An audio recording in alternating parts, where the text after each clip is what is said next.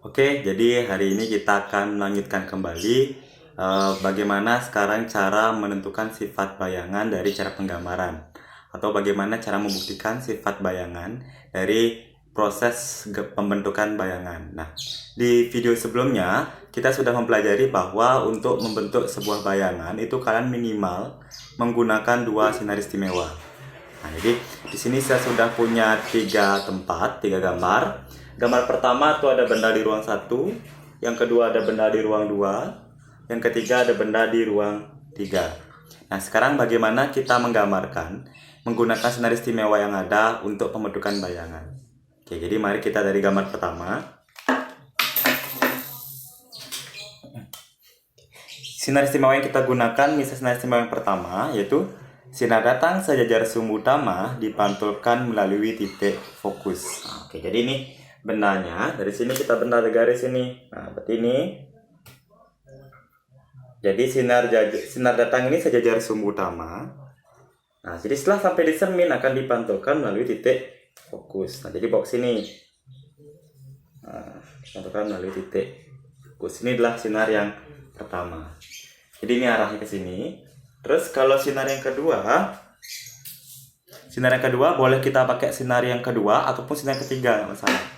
Jadi di sini saya memakai sinar istimewa yang ketiga, yaitu sinar datang yang melalui pusat kelengkungan cermin akan dipantulkan kembali ke pusat kelengkungan cermin tersebut. Nah, jadi kita cek di sini. Ini adalah pusat kelengkungan cermin. Jadi harus tepat kena dari pusat kelengkungan cermin, harus kena juga di ininya. Nah, harus kena juga di di kepala benda ini dia. Nah, jadi tandanya ke sini, kemudian ke sini. Masih ingatkah kalian bahwa suatu benda atau suatu bayangan akan terbentuk apabila sinar pantulnya berpotongan atau bertemu? Nah, di sini kita lihat bahwa sinar pantul yang warna biru arahnya ke sini, yang warna hitam arah juga ke sini. Jadi mereka tidak akan ketemu. Karena mereka tidak mungkin ketemu, nah, jadi kita tarik namanya perpanjangan sinar pantul. Nah, jadi kita tarik perpanjangan sinar pantulnya. Itu yang hitam.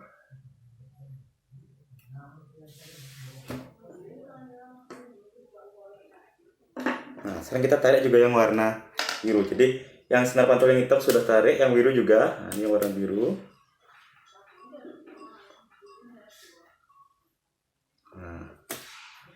Nah, hasil perpotongan inilah yang disebut sebagai bayangan. Nah, jadi kita lihat bayangan ini terbentuknya di ruang berapa? Bayangan ketika benda di ruang 1, ternyata bayangan di ruang 4. Nah, berarti sesuai dengan teori yang kita bahas di video sebelumnya, di mana ruang bayangan dengan ruang benda jumlahnya harus sama dengan 5. Nah, bagaimana sifatnya? Nah, cek sekarang sifat. Bayangan diletakkan di ruang 4. Kalau ruang 4 berarti letaknya di belakang cermin. Kalau belakang cermin berarti sifatnya adalah maya. Nah, terus yang maya ini kita cek lagi. Ini kepalanya ke atas, ini juga kepalanya ke atas. Berarti maya ini pasangnya dengan apa? Tegak. Nah, berikutnya diperbesar. Awalnya segini menjadi segini. Nah, berarti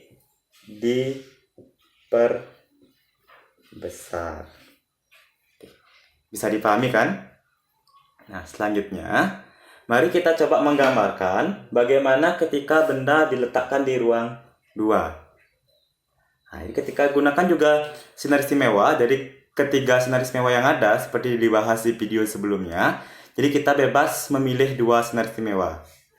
Jadi sinar istimewa pertama yang saya pilih, jadi sinar datang sejajar sumbu utama. Berarti ini sejajar sumbu utama, ini dia sinar datang sejajar sumbu utama. Nah, sampai di cermin dipantulkan melalui titik fokus. Nah, ini dia. Dipantulkan melalui titik fokus. Keren. Jadi sinar datang sejajar sumbu utama, kemudian dipantulkan melalui titik fokus. Terus berikutnya saya akan pilih yang kedua, yaitu sinar datang yang melalui titik fokus dipantulkan sejajar sumbu utama. Nah, berarti ini harus kena bendanya. Ini dari benda. Ingat, kalau gambar itu kalau melalui titik fokus harus kena benda dan kena fokusnya, dia harus tepat.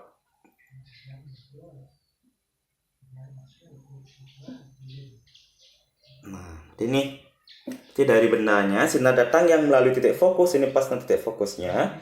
Kemudian berikutnya dikatakan dipantulkan sejajar sumbu utama. Nah, jadi kita pindah deh ke sini.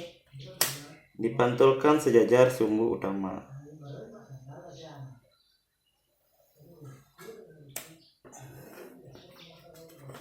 Nih.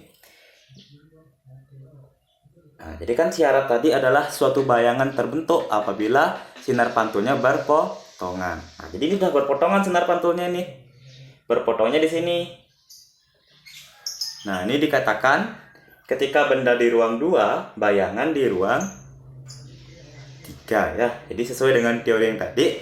Jadi jumlah ruang benda dengan ruang bayangan sama dengan 5. Ketika benda ruang 2, bayangan di ruang 3. Nah, bagaimana cara menentukan sifatnya? Cek ruang 3, letaknya di depan cermin. Kalau depan cermin berarti sifatnya tadi adalah nyata pasangnya dengan apa? Terbalik ya. Jadi ada terbalik. Dari mana kita tahu dia terbalik? Nah, ini lihat, ini kepalanya di atas, ini kepalanya di bawah, itu dikatakan dia terbalik. Terus diperbesarnya, awalnya dia segini, nah sekarang dia jadi segini. Nah, lihat perbandingannya tinggi ini. Nah, ini katakan diperbesar. Jadi sesuai dengan yang kalian dapat tadi di video sebelumnya. Bisa dipahami kan? Oke. Coba sekarang bisa kalian coba ketika benda di ruang 3. Nah, jadi ketika benda di ruang 3, jadi kita menggambarkan gambar gayanya. Jadi juga sama, menggunakan sinar istimewa, 2 sinar istimewa bebas. Saya pilih yang pertama lagi.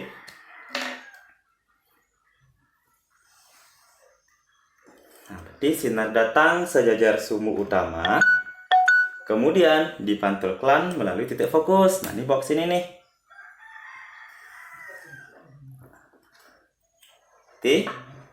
Sinar datang sejajar sumbu utama dipantulkan melalui titik fokus. Terus yang kedua. Jadi yang kedua kita pilih sinar yang melalui titik fokus.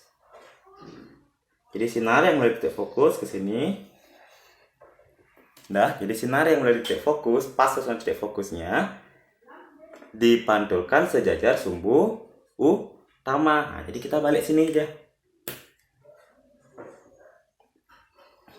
Nah, disinilah tepat perpotongan mereka. Perpotongan ini tadi dikatakan sebagai bayangan. Nah, di mana letaknya dia? Nah, di sini. Letak perpotongan ini di antara R dengan F. Jadi tepat di ruang 2. Oke. Jadi tepat perpotongan ini tepat di ruang 2. Jadi sesuai dengan yang tadi, ketika benda di ruang 3 berarti bayangan di ruang 2. Nah, jadi gambar ini sudah sesuai dengan teori yang kita jelaskan, kita bahas di video sebelumnya. Nah, sekarang bagaimana cara menentukan sifatnya? Jika kalian cek sifatnya, kita cek bayangan letaknya di ruang 2. Ruang 2 letaknya di depan cermin. Kalau depan cermin berarti sifatnya itu adalah nyata. Nah, nyata. Terus posisi kepalanya, ketika benda ini kepalanya di atas, sementara bayangan kepalanya di bawah. Berarti terbalik. Nah, terbalik. Oke, terus sekarang menentukan dia diperbesar atau diperkecil. Nah, awalnya dia segini nih. Segini. Nah, kemudian jadi segini. Nah, berarti kalian bisa lihat diperkecil.